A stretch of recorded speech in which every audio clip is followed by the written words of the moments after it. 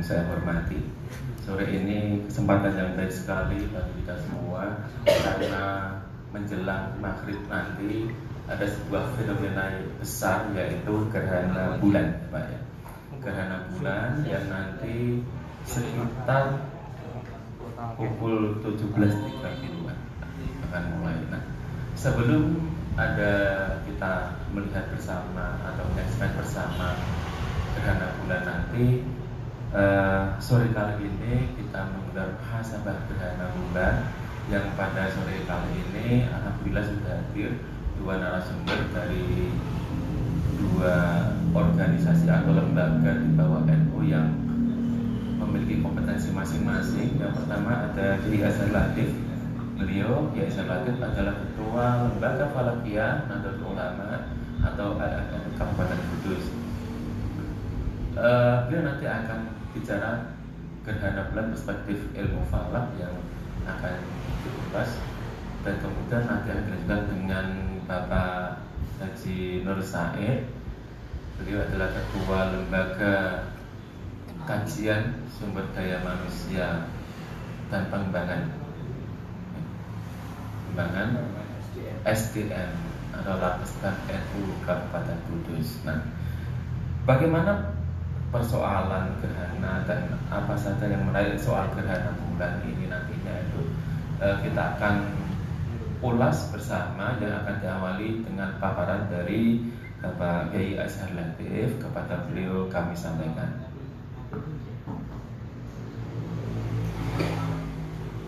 Assalamualaikum warahmatullahi wabarakatuh. Alhamdulillah, wassalatu wassalamu ala rasulillah, amma ba'da. Yang terhormat, di sebelah saya Bapak Kiai Haji Nur Said selaku Ketua Labkesda Nahdlatul Ulama Kabupaten Kudus, Bapak Rosidi yang kami hormati, serta rekan-rekan semuanya dan para pemirsa, para peserta Zoom yang kami hormati semuanya. Pada dasarnya gerhana itu dalam syariat ada dua, yaitu gerhana matahari dan gerhana bulan, yang dalam kaitannya dengan syariat Islam. Meskipun di luar gerhana bulan dan gerhana matahari ini juga ada yang lain, tapi namanya biasanya disebut dengan oposit, bukan gerhana.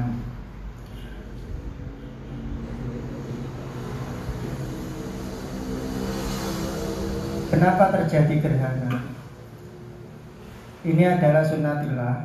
Jadi memang menunjukkan kekuasaan Allah. Allah Maha Besar, menunjukkan tanda-tandanya. Dari sunnatillah bahwa pergerakan benda-benda langit, khususnya bumi, bulan, dan matahari, ini memang bergerak pada orbitnya masing-masing.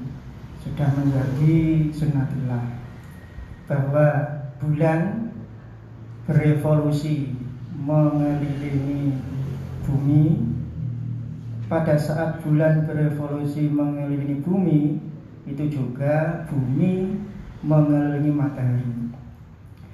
Pergerakan tiga benda langit ini pada suatu saat, pada suatu titik akan bertemu pada satu garis, pada satu garis lurus.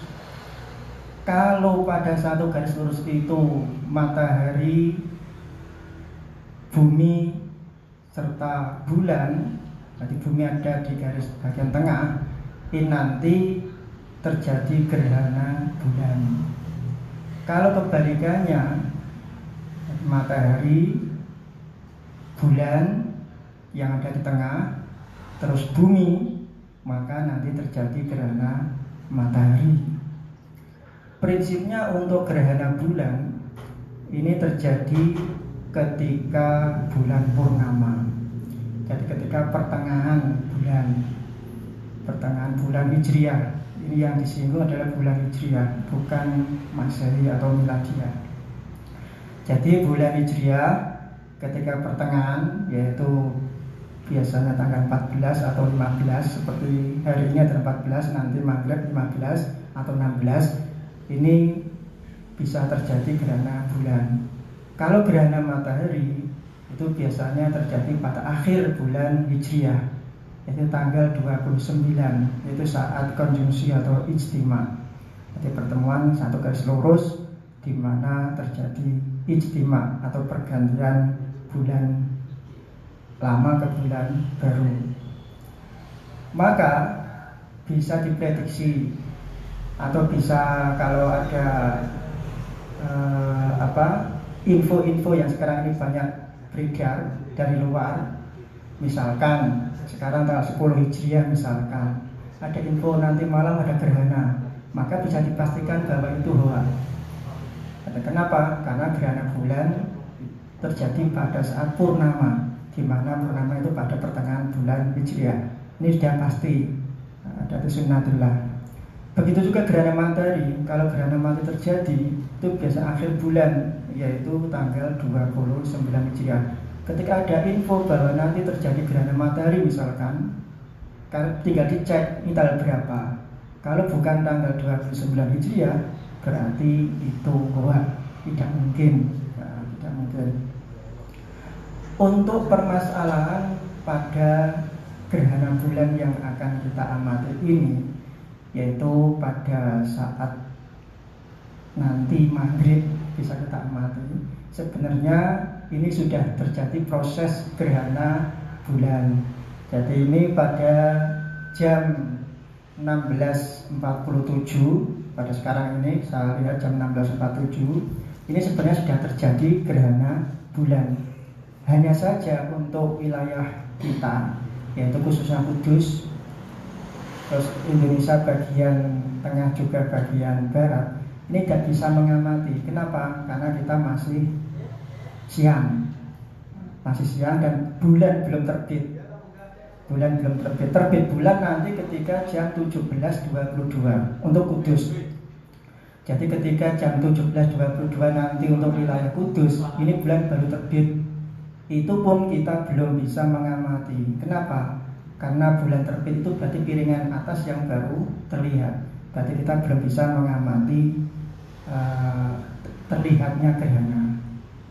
Terus ketika jam 17.31, yaitu saat maghrib di kota Kudus, nanti insya Allah kita bisa mengamati karena bulan sudah semakin naik, semakin tinggi. Itu pun dengan catatan cuaca harus cerah. Kemana kita mengamati? Kita mengamati dengan melihat ke timur, agak serong ke kanan atau ke selatan. Jadi kita melihat ke timur ketika maghrib, ke timur agak ke selatan. Itu nanti muncul terbit bulan jam 17.31 maghrib. Kita mengamati posisi gerhana sudah proses hampir pertengahan. Jadi sudah proses 67%. Jadi permulaannya kita tidak bisa mengamati. Yang bisa mengamati permulaan proses awal gerhana yang bisa terlihat adalah di wilayah Indonesia bagian timur, yaitu sebagian kecil, yaitu daerah Papua. Itu bisa melihat proses awalnya gerhana bulan. Kenapa? Karena di sana sudah malam. Kalau di sini belum bisa. Ketika maghrib nanti kita mengamati gerhana sudah 67% lebih. Setelah jam 18.11 nanti mulai proses gerhana total. Piringan bulan yang bercahaya semakin hilang cahayanya. Semakin hilang itu jam 18.11. Kemudian hilang sampai 7 menit, berarti jam 18 itu pertengahan terjadinya gerhana, pusat puncak gerhana, bulan berwarna agak kemerahan, maka disebut gerhana disebut super blood moon. Kenapa? Karena di sini proses terjadinya gerhana pada saat bulan jaraknya terdekat dengan bumi. Karena terdekat yaitu pada titik perige, jadi ini terdekat, gerhana bulan perige. Terdekat itu kalau kita melihat benda yang dekat meskipun bentuknya sama, tapi kalau dekat itu biasanya tidak besar. Ya sebenarnya bulan ini bentuknya sama, ukurannya sama, tapi tergantung jarak pandang kita. Kebetulan pada saat ini bulan ini dengan bumi itu terdekat, maka kita lihat kelihatan agak besar, kira-kira 13-14% lebih besar sedikit dengan purnama biasa. Ini nanti. Terus kenapa agak kemerahan? Karena pada saat terbitnya bulan ini, pada saat sore sampai maghrib, ini ada cahaya merah matahari itu, cahaya merah itu membias. Jadi cahaya merah itu dipantulkan ke bulan memantulkan ke bumi, akhirnya terlihat agak kemerahan. Makanya disebut super berarti agak besar sedikit, dan blood darah kan kelihatan agak kemerahan, blood moon. Jadi super blood moon. Jadi gerhana ini termasuk gerhana bulan yang unik, super blood moon. Karena terakhir kemarin itu gerhana seperti ini, super blood moon itu pada tanggal 31 Januari 2018. Itu terakhir kemarin kita bisa mengamati super blood moon. Kapan kita mengamati lagi? Insya Allah nanti pada 8 Oktober 2033. Nanti bisa seperti ini lagi. Jadi maka ini kesempatan yang baik untuk kita amati. Meskipun tiap tahun juga sering terjadi gerhana, tapi untuk yang unik seperti ini itu waktunya tidak setiap tahun. Terus setelah puncak gerhana 7 menit lagi, yaitu jam 18.25, itu gerhana nanti akan mulai hilang atau bersinar. Mulai bersinar jam 18.25. Bersinarnya dari bagian bawah sebelah kiri. Jadi nanti kita amati, melihat ke timur, bagian bawah kiri itu mulai ada sinar. Sinar semakin besar, akhirnya sampai selesai, yaitu jam 19.52. Perkiraan jam 19.52 nanti akan hilang gerhananya itu di bagian atas sebelah kanan sedikit. Jadi hilangnya di situ. Nah, bagaimana itu bisa kita amati benar atau tidak? Nanti tinggal kita buktikan. Kita amati dengan sungguh-sungguh. Beda dengan gerhana matahari. Kalau gerhana matahari itu kita bisa amati dengan tepat. Misalkan tepat begini. Kalau jam 19.30 misalkan pas, itu akan kelihatan kerek sedikit, itu terlihat. Tapi gerhana bulan ini tidak, biasanya samar. Makanya nanti kurang lebih, karena samar apalagi dengan mata telanjang, maka kurang lebih. Tapi kalau dengan alat yang memperbesar itu mungkin bisa terlihat. Kenapa demikian? Karena kalau gerhana matahari itu matahari yang di tengah kan bulan, matahari bulan kita di bumi. Jadi matahari tertutup oleh bulan, bendanya langsung yang menutupi, makanya langsung jelas terlihat perbedaannya, penutupnya jelas. Tapi kalau gerhana bulan, buminya kita ini di tengah, mataharinya di belakang, bulannya di depan, kita melihat bulan. Yang kita lihat itu bayangannya bumi, maka karena bayangan bumi yang menutupi cahaya bulan, akhirnya kita melihat masuknya gerhana itu agak sama-sama redup. Itu perbedaannya.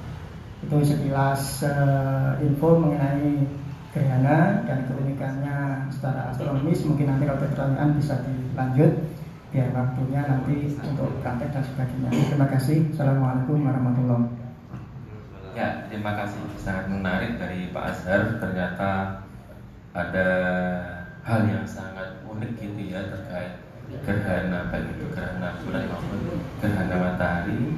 Dan gerhana kali ini ternyata adalah gerhana yang cukup unik juga, dan ada prediksi-prediksi nanti akan ada seperti lagi kapan. Nah, ini yang sangat menarik gitu kan. Nah, sebelum ke Pak Said, para pemirsa, para kawan-kawan yang hadir di sini, kami informasikan bahwa muhasabah gerhana bulan kali ini itu digelar kerjasama antara Ma'had Al-Tasdiq Tulab Salafiyah dan Ma'had TBS Kudus bekerjasama dengan lembaga Falakiyah NU atau LMNU Kabupaten Kudus, Lapesdam Lakbesnam NU ya Kabupaten Kudus, dan juga Pesantren Riset Sains Spiritual Moderasi Agama atau Risma, ya ini pesantren mahasiswa yang posisinya tepat di depan kampus IAIN Kudus yang diasuh oleh Bapak Kiai Haji Nur Said ini. Nah, bagian saya kali ini akan mengulas gerhana bulan perspektif lintas budaya. Ini bagi saya tema yang cukup baru dan mungkin bagi sebagian besar kawan-kawan ini juga hal yang baru juga. Nah, bagaimana perspektif soal ini, kita langsung kepada Kiai Haji Nur Said. Semoga.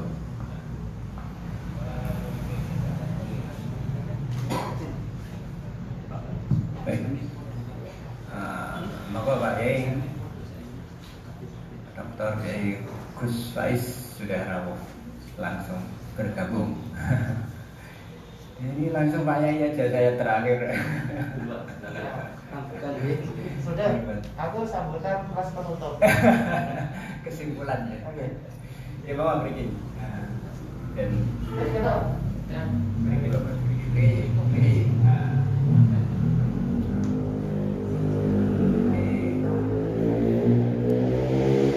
Baik, terima kasih Pak Dr. Kiai Haji Faiz sudah hadir. Dan bisa menyampaikan materi bersama Cak Eros sebagai moderator. Alhamdulillah hari ini kita bisa silaturahmi bersama dalam suasana sehat walafiat. Ini bagian dari silaturahim ilmiah dan sekaligus refleksi atas fenomena alam yang luar biasa, fenomena alam yang jarang terjadi karena malam ini atau detik-detik ini kita akan menghadapi gerhana bulannya, gerhana bulan total, atau ini merupakan sebuah fenomena yang langka sehingga ini perlu kita hayati bersama, bagian dari ayat-ayat kauniyah, bagian dari tanda-tanda kebesaran Allah Subhanahu wa taala.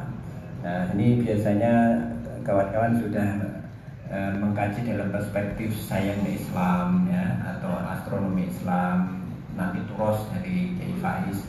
Saya mungkin hanya membaca fenomena yang terjadi di sekitar kita, fenomena budaya, karena bagaimanapun juga fenomena alam ini termasuk kajian tentang keislaman atau Islam ketika diterjemahkan dalam kajian sejarah itu akhirnya akan melakukan satu proses akomodasi ya, akomodasi budaya.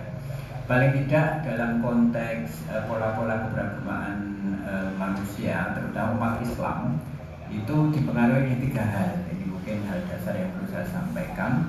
Hal dasar yang kemudian membentuk sebuah antropologi perilaku manusia Islam, ya, terutama karena ini kita hidup dalam konteks keberagamaan Islam.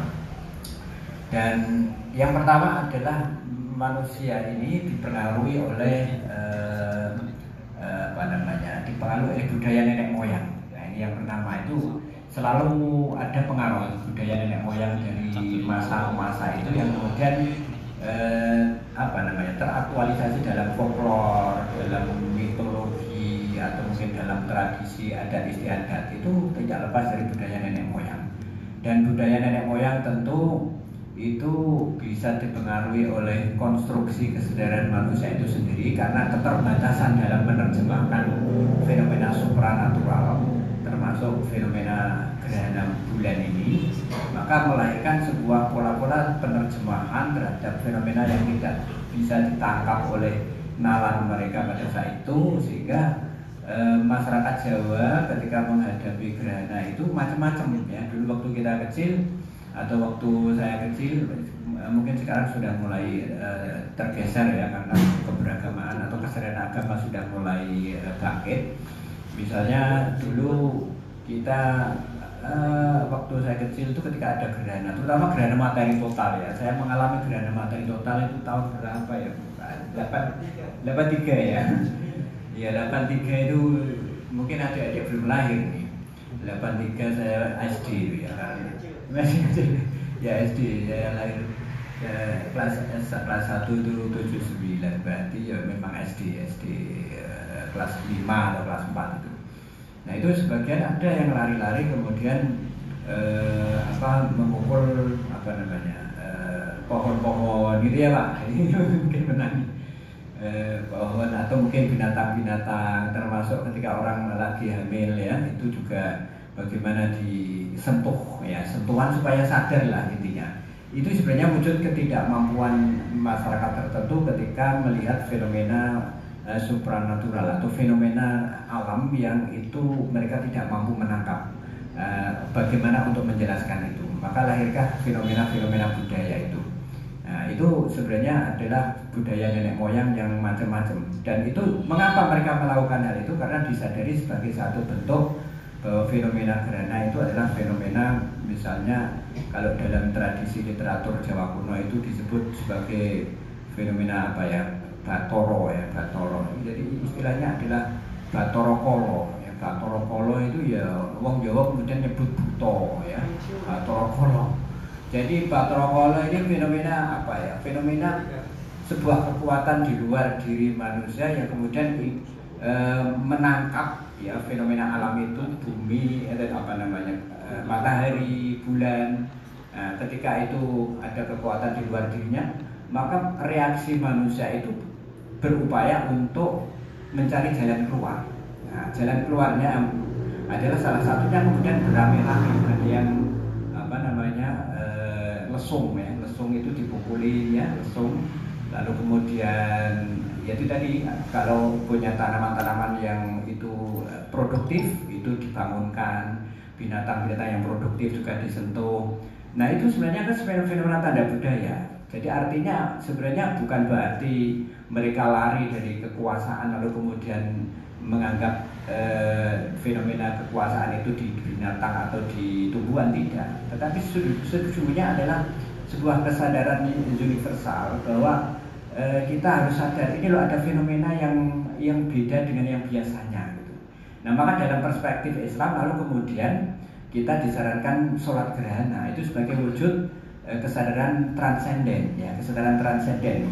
Nah, kesadaran transenden masyarakat Jawa ketika belum dikenalkan bagaimana kita melakukan ritual-ritual yang sesuai dengan ajaran syariat ya, dengan sholat gerhana misalnya, maka wujudnya adalah bagaimana menyadarkan fenomena di sekitarnya ya, yang istrinya lagi hamil itu disentuh ya, bahkan ada yang diminta untuk sampai ke longan ya, ke longan kalau istilahnya, ke bawah delik, istilahnya delik ya, karena itu dianggap sebagai fenomena yang menakutkan, fenomena yang asing, nah, sehingga kita harus mengamankan diri.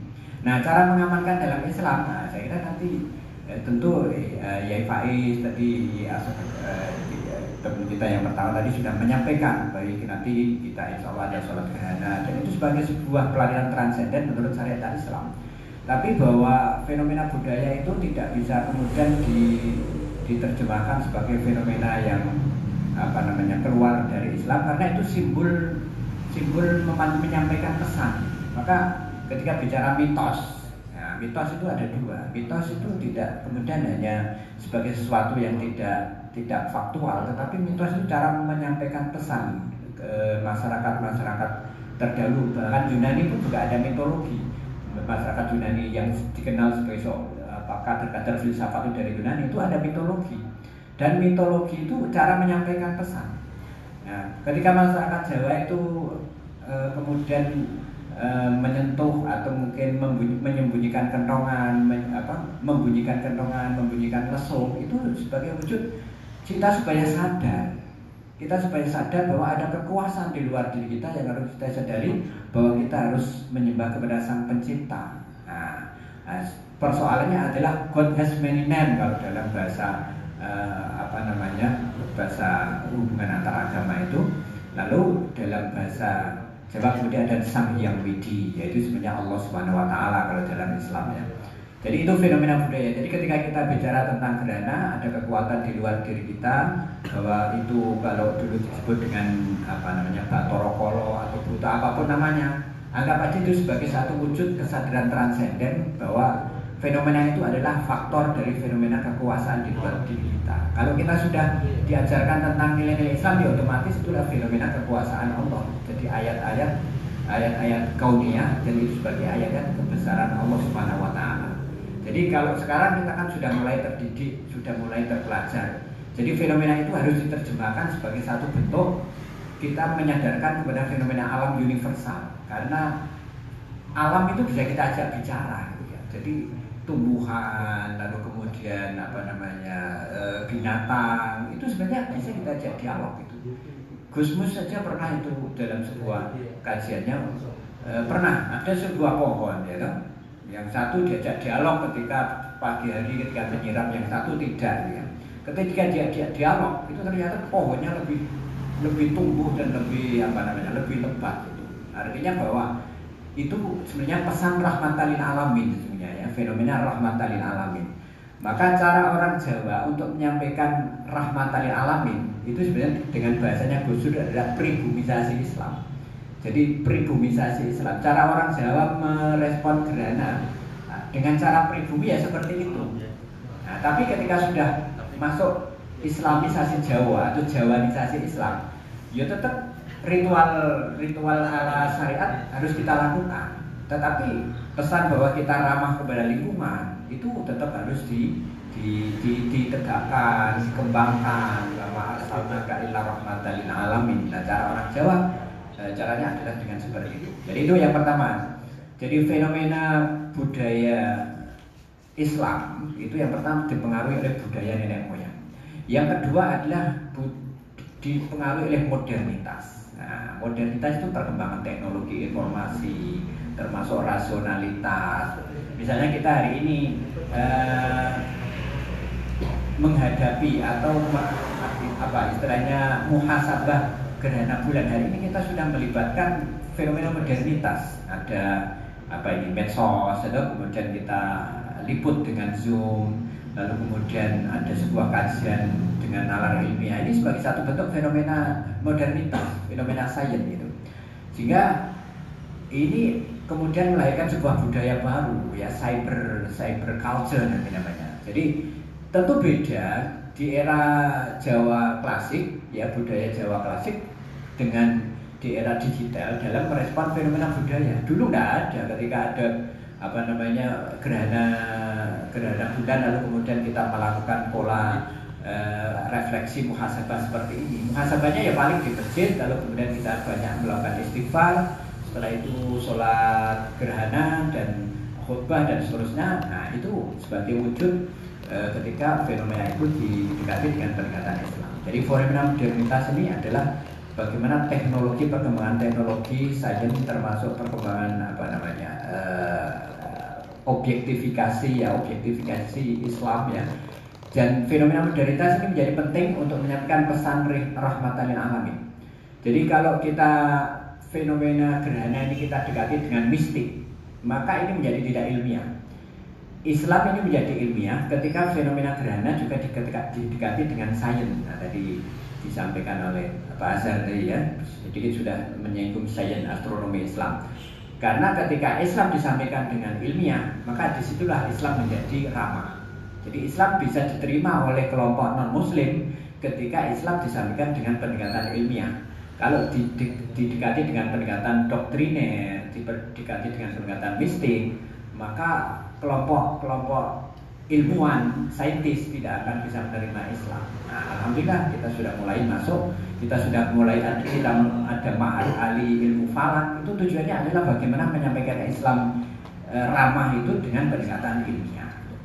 Jadi itu yang kedua. Lalu yang ketiga adalah budaya Islam itu dibentuk oleh pengaruh nilai-nilai agama. Jadi yang pertama tadi dibentuk oleh budaya nenek moyang ya, tadi juga banyak saya sampaikan. Yang kedua tadi dibentuk oleh modernitas, dan yang ketiga adalah dibentuk oleh nilai-nilai agama. Nah, nilai-nilai agama inilah yang sangat kuat di akhir-akhir ini, dan itu akan mendekonstruksi atau merekonstruksi fenomena budaya nenek moyang yang dulunya mungkin dianggap mitos atau mistik ya, atau mitologis, lalu kemudian diangkat derajatnya dari mistik kepada scientific. Nah, dari scientific. Nah, maka pendekatan nilai-nilai agama itu menjadi penting dalam bingkai bagaimana kita merespon ya fenomena gerhana bulan ini sesuai dengan syariat Islam. Nah, maka hari ini komplit, alhamdulillah hari ini komplit. Hari ini di sore ini kita adalah pendekatan modernitas saya kira ya, karena pendekatan sains, teknologi informasi kita lakukan. Lalu insya Allah nanti habis maghrib atau berisya ada sholat sholat gerhana. Nah ini saya kira syariat Islam. Lalu nanti dilanjutkan observasi. Nah itu saintifik, itu juga bagian dari perikatan ilmiah dan saya kira sudah eranya ya. Jadi tiga-tiganya kita masuk. Jadi di modernitas, kemudian budaya nenek moyang. Nah budaya nenek moyang kita geser kepada budaya saintifik ya, dari yang mistik menjadi saintifik. Lalu kemudian nilai-nilai agama. Nah, saya kira itu sebagai 3 pesan penting dalam konteks kajian pada sore hari ini. Semoga berkah manfaat karena setelah ini nanti akan dilanjutkan dengan praktikum ya. Kita langsung ke lapangan di top land tanah lantai 4, nanti kita akan langsung ke atas. Baik, terima kasih. Mohon maaf atas segala kurangan. Saya serahkan kembali kepada moderator Cak Eros. Monggo. Ya, terima kasih. Menarik sekali ya, Kang Said. Oke, pemirsa, sebelum kita lanjut ke Dr. Haji Ahmad Faiz, kebetulan beliau sudah hadir. Beliau adalah Mudir Ma'had Ali TBS Kudus yang juga pengasuh Pondok Tahfidz Jamul Quran Menawan. Nanti akan membincang gerhana perspektif teks Islam. Namun sebelum itu saya sampaikan bahwa untuk Ma'had Ali TBS Kudus, yaitu Prodi Ilmu Falak, masih membuka pendaftaran santri atau mahasiswa baru. Untuk pendaftaran bisa menghubungi panitia di 0878 3928 0030. Ini atas nama Ustadz Afla. Yang kedua bisa melalui kontak 0856 4164 0589. Ini kontaknya Ustadz Auzi ini. Silakan bagi para santri yang ingin mendaftar di Ma'had Ali TBS Kudus bisa kontak nomor panitia tersebut. Oke, selanjutnya kita di puncak kita akan diisi oleh Dr. Haji Ahmad Faiz yang akan mengulas gerhana perspektif teks Islam. Semoga.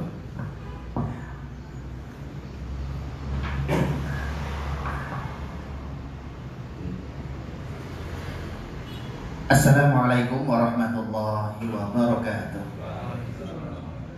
Alhamdulillah. Bismillah, alhamdulillah, wassalatu wassalamu ala rasulillah wa ala alihi wa ashabihi wa azwajihi wa dhurriyyatihi man ihtada bihadihi ila yaumil qiyamah. Amma ba'd. Semua yang hadir baik di dunia nyata bersama kami di Prisma maupun yang ada di mana-mana di sana-sana yang bisa bersama kita, membersamai kita dalam acara keilmuan yang digelar dari semua sisi, baik budaya, sains maupun agama. Dan terima kasih kepada tuan rumah yang telah memberikan fasilitasnya. Dan tentu mohon maaf dengan segala kekurangan yang ada. Nanti peralatan juga akan disiapkan oleh kawan-kawan. Terima kasih kepada NO Jabang, saat ini ada dari Lapas Persdam, ada juga dari Lajnah Falakiyah. Ini merupakan kerjasama yang manis, cantik, dan semoga bisa berkelanjutan. Amin Allahumma amin. Tentu tidak ada yang kemudian menafikan fenomena besar yang bisa ditonton bersama, karena ini sesuatu yang bisa dilihat bersama, adanya gerhana, baik itu gerhana matahari maupun rembulan. Orang-orang sing mungkiri, makanya sampai responnya beda. Jadi kejadiannya sesuatu yang memang terjadi, diyakini oleh semua manusia, lintas agama, lintas negara, dan lintas budaya.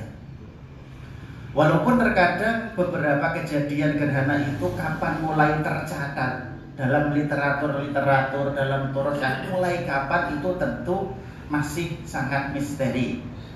Kalau dari kawan-kawan kita non-muslim, dalam hal ini yang mengkaji Alkitab, itu ada yang memberikan analisa, ada redaksi di turos yang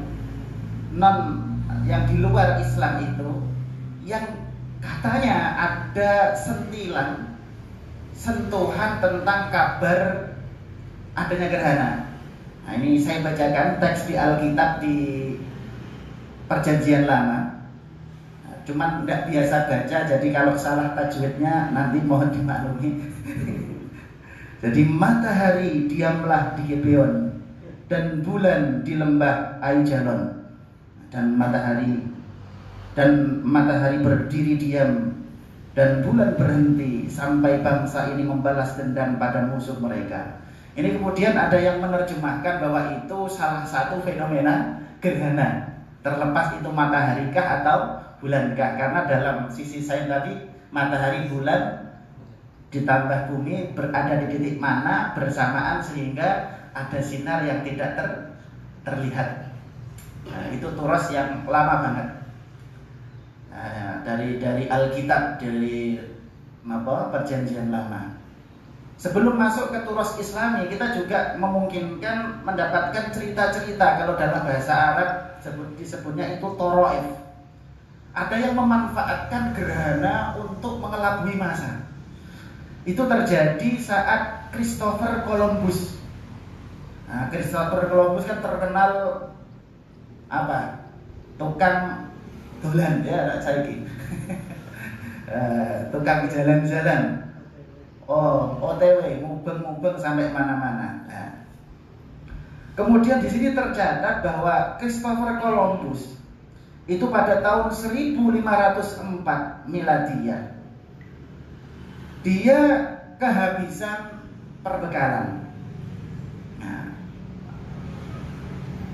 yang kemudian melakukan sebuah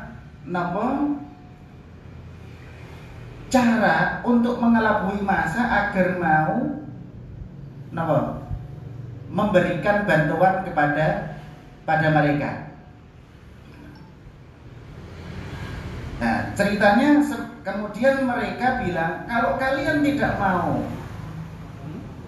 mau membantu kami, tidak memberikan sumbangan dengan apa yang kalian punya, nanti kalian akan tahu, akan kuhapus itu cahaya matahari. Padahal dia sudah punya ilmuwan saat itu akan terjadi gerhana. Nah, dimanipulasi. Lah benar, orang-orang pada nggak percaya.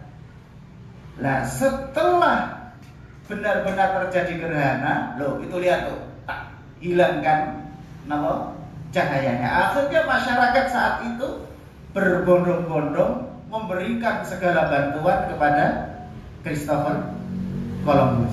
Nah, jadi seakan-akan orang mengakui kuwatahus sihriyah. Jadi mereka mengakui walaupun sebenarnya itu tipuan belaka, dibujui nak cara wong Jawa, bahwa dia itu mampu menghilangkan cahaya matahari. Nah, jadi ini salah satu cerita bagaimana mempergunakan gerhana untuk mengelabui masa.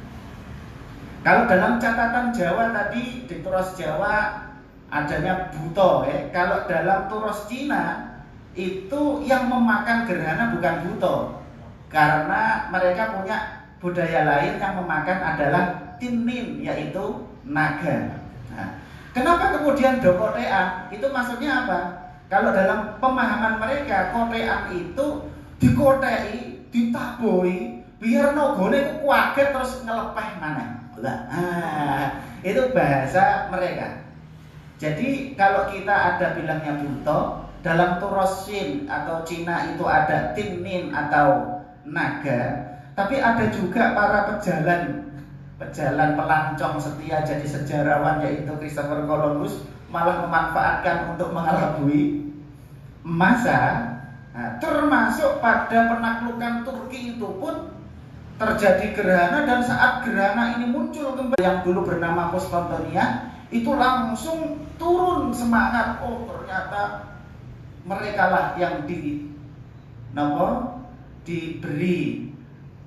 restu oleh Tuhan. Akhirnya mereka menyerah. Ada yang punya cerita semacam itu. Jadi penaklukan, terus memperdayai manusia sekitar, termasuk adanya perdamaian itu karena gerhana. Jadi Ada suatu masyarakat yang tadi itu perang terus, tapi ketika tiba-tiba terjadi gerhana, dua masyarakat yang perang kemudian memahami, oh ini mungkin indharun minal ilah, ini adalah suatu tanda dari Allah, dari Tuhan mereka sesuai kepercayaannya, agar kita jangan berperang lagi. Nah, akhirnya mereka damai. Setelah itu muncul lagi gerhana kan tidak lama-lama banget. Nah, akhirnya bisa jadi juru damai, tapi bisa untuk mengelabui masa, tapi juga memunculkan mitos-mitos atau budaya yang beraneka.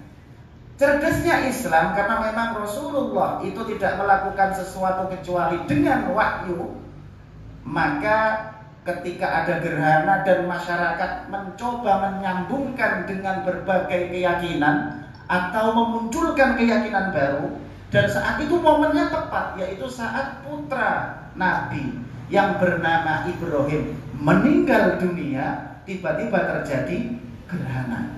Dan ceritanya adalah gerhana matahari. Itu langsung sahabat masyarakat bilang, oh ini matahari pun ikut bersedih sehingga gerhana. Ini karena meninggalnya putra Rasulullah Muhammad sallallahu alaihi wasallam. Itu langsung Nabi ingin memutus keyakinan yang tidak benar. Kemudian Nabi pun mengumumkan bahwa inna syamsa wal qamara ayatan min ayatillah la yankasifani aw yakhsifani li mauti ahadin aw hayati. Bahwa matahari rembulan itu ketika terjadi gerhana terhadap keduanya bukan karena matinya seseorang atau hidupnya seseorang, itu fenomena alam.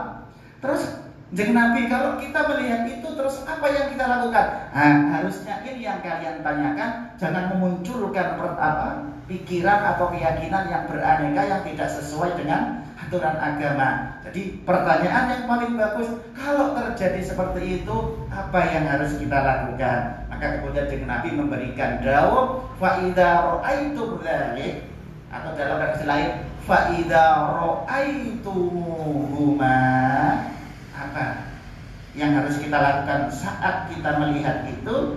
Fakabbiru wad'ullah wasallu watasaddaqu. Jadi ada 4 hal yang dilakukan sesuai anjuran Kanjeng Nabi. Fakabbiru, maca takbiro, wad'ullah, donga, wasallu, salat, nanti insyaallah kita lakukan, dan watasaddaqu, sedekahlah. Ada redaksi lain yang menambahkan fadhkurullah, itu menyesuaikan. Berarti intinya kita kon eling Gusti Allah, caranya dengan doa, istighfar, membaca takbir, sholat, juga sedekah. Agar fenomena alam ini berlanjut, tidak berhenti. Nah, berhenti terus diibaratnya nak jenengan nonton film di post terus ngono terus kan bahaya. Karena yang punya kekuatan adalah Allah. Kita berdoa semoga berjalan lancar, fenomenanya segera berkelanjutan, dan kita bisa menikmati kehidupan. Nah, ini semoga nanti lancar, tidak dipost sama Allah. Kita melakukan anjuran Kanjeng Nabi. Kalau takbir mudah ya, terus donga karek donga, salat ya salat, sing perlu biaya iki sedekah. Sampeyan ke sedekah walau napa kerupuk misalkan. Kerupuk niki literatur yang ada di kita. Jadi dari hadis menunjukkan semacam itu. Kemudian dari turos-turos Islami yang lain, kita kemudian akan menginjak kepada tadi. Kalau masuk kepada 4 hal yang dianjurkan Nabi, itu yang perlu dikaji dan perlu diketahui tata caranya lebih dalam, otomatis lebih ke arah nopo? Sholat, sedekah, karek nyoh, ngira, dongo ya Allah, terus dhewe, ngira. Tapi nak sholat, terus sholatnya kepiye? Akhirnya dalam beberapa turos Islami, di dalam turos fikih terutama, maka kemudian sholat itu hukumnya apa? Nah, kemudian disebutkan bahwa sholatul kusufi sunnatun sabitatun muakkadatun 'indal jumhur. Jadi sunnah muakkadah. Menurut siapa? Jumhurul ulama. Ada satu wa fi qaul lil Hanafiyah wajiban. Cuman nak cara Imam Hanafi oga sunnah muakkadah tetapi wajib. Yang harus dipahami sebagai mahasantri mahat ahli atau kawan-kawan yang mempelajari literatur fikih bahwa memang dalam bahasanya istilah madzhab Hanafi itu memang membedakan antara fardun dan wajibun. Kalau kita kan enggak, kalau Syafi'i antara fardun wajibun itu sama posisinya kecuali di bab haji. Kalau di bab haji Syafi'i sendiri itu membedakan antara fardun dengan wajibun. Fardun nanti menjadi rukun, kalau ditinggalkan hajinya tidak. Jadi ini harus teliti ketika kita membaca sebuah literatur, paham dengan istilahnya. Gitu. Kemudian ono adane ta ora? Dalam literatur kita tusyra'u bila adanin wala iqamah. Gak perlu adzan, gak perlu qomah. Cuma nak cara Imam Syafi'i wa dhahaba Syafi'iyah ila istihbabi an yuqal qablaha, sebelum sholat disunahkan baca as-sholatu jami'ah. Nah lihatnya orang usah tampil pokok, gak adzan, gak qomat, gak usah as-sholatu jami'ah. Tapi kalau Syafi'iyah disunahkan as-sholatu jami'ah dengan keterangan yang Nabi dhisik pas sholat yang ngajak as-sholatu jami'ah. Tapi yang lain selain Imam Syafi'i la yuqalu qablaha syai', usah langsung ana keterangan. Jadi dalam Syarhul Kabir itu disebutkan wala nadala as-shalatu jami'ah ay la yusannu wa la yudab, gak perlu itu. Terus kapan dilaksanakan sholat? Mata tuh sholat.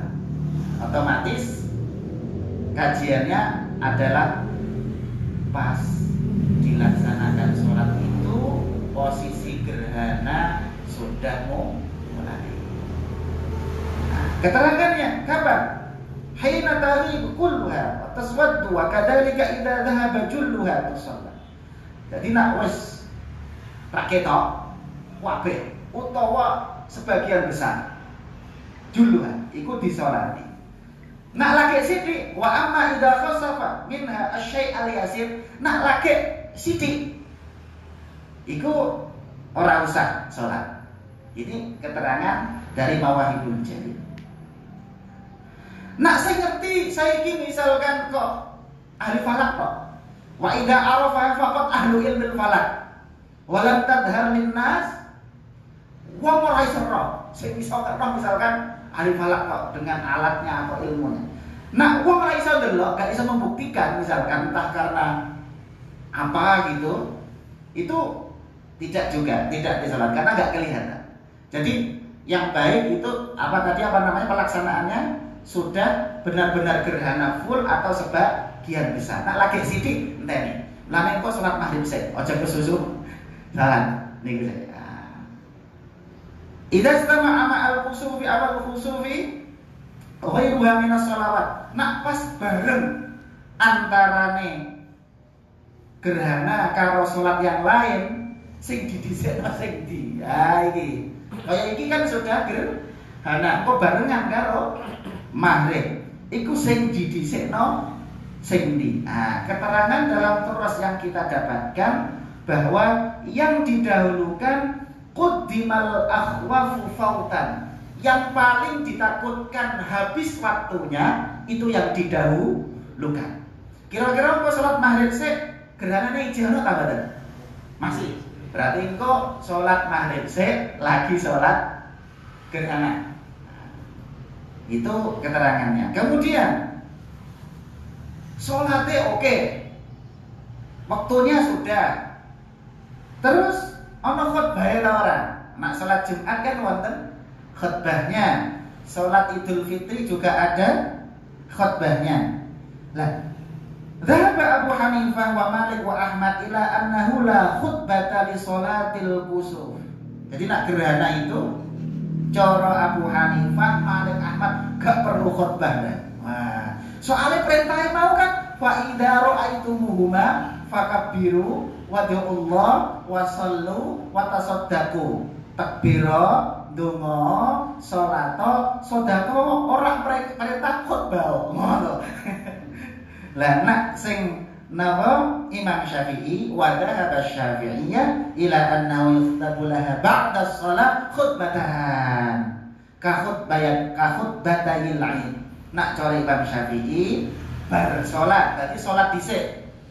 Salat dulu baru khutbah dua. Berarti kaya salat Id nggih. Khutbahnya setelah salat. Nak Jumat kan khutbah dulu baru salat. Kalau salat Id salat dulu baru khutbah. Ini sama, berarti salat dulu baru khutbah. Khutbahnya dua, duduk di antaranya. Ya, nanti ada duduk di antara. Nah, cara jumhur tadi Abu Hanifah, Malik, Ahmad gak ono khutbah-khutbahan. Langsung. Nah, ini. Lah, lo dalilnya apa Syafi'iyah literaturnya? Langsung dari hadis riwayat Imam Bukhari, "Tsumman sarafa wa qad jalat asy-syams khataban nas fahamidallah wa asna alaihi." Lujung Nabi yo khutbah kok dhisik bar salat. Tetapi pemahaman yang lain, ya bahasa Arabnya khutbah itu tidak harus dengan model khutbah kayak khutbah Jumat atau salat Id. Sing dimaksud jeung Nabi niku khutbah ku ngasih mauidhah. Makanya yang mengatakan tidak ada khutbah tetap ono mauidhah, tetap ada memberikan keterangan, tapi modelnya tidak disamakan dengan cara khutbah Jumat utawa salat Id sing modele ono ngadeg, terus linggih, ngadeg dan lain-lain. Tidak ada semacam itu. Sifat Tuhan. Nah, sifat salatnya kepiye? Nah, ini macam-macam. Nanti yang sudah paham bisa jadi imam nanti ya. Nah, kita langsungkan ya. Karek sithik. Nah, sifatnya kepiye? Nah, jumhur ulama itu salat al-khusuf itu 2 rakaat. Berarti ini sebuah keterangan yang jelas 2 rakaat. Tapi carane rada beda. Fi kulli raka'ah qiyaman wa qira'atan wa ruku'an wa sujudan. Jadi ngeten. Ngadeg, nggih. Nah, jadi ngadeg ya. Ngadeg, terus Fatihah, terus surat-suratan, terus ruku', terus iktidal. Tapi orang maca doa iktidal terus maca Fatihah. Terus surat, terus ruku', terus iktidal, lagi sujud. Lungguh, sujud, ngadeg nek. Ngadeg maca Fatihah, maca surat, ruku'. Kemudian ngadeg. Maca Fatihah nek, surat, ruku'. Iktidal, sujud. Lungguh, sujud, salam. Jadi ono tambahan. Nah, nggawa cara lain bisa? Bisa. Cara sapa? Wan fardal Malikiyah. Nah, cara Imam Malik di madzhab Maliki, dan beberapa keterangan yang lain termasuk nenggone Imam Hanafi bahwa biasa aja. Enggak perlu kayak yang tadi. Jadi wadhabal Hanafiyah ila annaha rak'atan kasairis shalawat. Jadi nak cara Imam Hanafi termasuk di salah satu qaulnya Imam Malik itu 2 rakaat biasa kayak salat lainnya. Jadi kita sudah punya dua cara. Cara tadi ruku, mbalik Fatihahna, rukukna, lagi sujud. Nak sing Imam Hanafi biasa, rakaatan biasa. Terus sholatnya jamaah ta ora? Baik. Nak sing kusuf, nak sing gerhana matahari, iku rata-rata do milih ana jamaah. Tapi nak khusuf, waqtalafu fil khusuf, nak gerhana bulan termasuk iki beda-beda. Faqala Abu Hanifah wa Malik, Hanifah lan Imam Malik yusalluna furoda, salat dhewe-dhewe. Soalnya apa? Bengi dah wayah turu. Ning omah dhewe-dhewe. Likauni sholatil khusufi tuqamu bil lail wa yashqu 'alan nas al-istima'. Soalnya bengi gerhana bulan iku bengi akeh apa? Akeh istilahnya halangan-halangan, susah untuk bisa berkumpul. Nah, itu. Nah, kita jamaah. Lah nak Syafi'i Hanafi wahtajja Syafi'i wal Hanabilah. Syafi'iyah kalau Hanabilah itu tetap bahwa sholat jamaah bi umumi hadisin Nabi karena ada keterangan dari Nabi umumnya gimana? Inna syamsa wal qamar ayatan min ayatillah.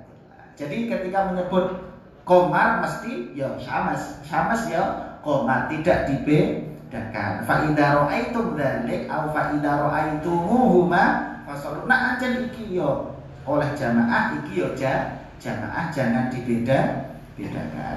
Berarti intinya oleh sholat dewe, oleh sholat jamaah. Iso ning omah, iso ning masjid atau dimanapun Anda berada. Kalau mau ada khutbahnya, oke, ikut madzhab Syafi'i. Orang pakai khutbah langsung sholat jadi lalu ndak masalah. Sing penting iso melu sholat. Mentok-mentoknya nak sampean males, alah ora sholat ya ora dosa. Soalnya mau di awal sunnah muakkadah, tidak termasuk yang fardu. Walaupun di madzhab Hanafi bilangnya wajib, tapi kategorinya wajib fil madzhabil Hanafi yusawi sunnah muakkadah fil madzhabish Syafi'i. Nah, ini keterangan-keterangan yang ada dalam literatur dalam turas Islami tentang adanya gerhana, bahwa ternyata Kanjeng Nabi dari awalnya pun memahami fenomena ini sebagai kekuasaan Allah, jangan disangkut pautkan dengan matinya seseorang, hidupnya seseorang, atau kejadian-kejadian aneh yang menjadi mitos-mitos yang terjadi dalam masyarakat sebelumnya. Jangan pula kamu jadikan alat untuk mengelabui masyarakat juga. Nah, intinya kita syukuri, kita melihat sebuah fenomena alam ini, kita tahu semua adalah kekuasaan Allah. Sebagai salah satu rasa syukur, kita akan sedekah, kon sholat, ben ora dipost karo Gusti Allah, kan maca istighfar dan lain sebagainya, biar fenomena itu berkelanjutan dan mengingatkan kita bahwa semua bi qudratillahi azza wa jalla. Itu yang bisa kami sampaikan. Kami kembalikan kepada moderator. Terima kasih, sangat lengkap sekali keterangan dari berbagai perspektif terkait gerhana yang sudah disampaikan oleh tiga narasumber. Dan sebelum saya tutup, sekali lagi saya sampaikan bahwa acara ini adalah kerja bareng antara Batalin TPS Kudus, Lembaga Falakiyah NU Kabupaten Kudus, Lakbes Kudus, dan juga Pondok Pesantren Prisma, Pondok Mahasiswa Prisma yang diasuh oleh Kiai Nur Said. Dan bagi para santri yang mau mendaftarkan diri ke Matali TPS, sekali lagi saya sampaikan 2 nomor kontak yang bisa dicatat. Yang pertama yaitu 0878 3928 0030. Ini kontaknya Ustadz Afla. Yang kedua Ustadz Auzi ini di 0856 41640589. Demikian akhir dari perbincangan kali ini, semoga bermanfaat. Ketemu di lain kesempatan. Akhir kalam, wassalamualaikum warahmatullahi wabarakatuh. Waalaikumsalam.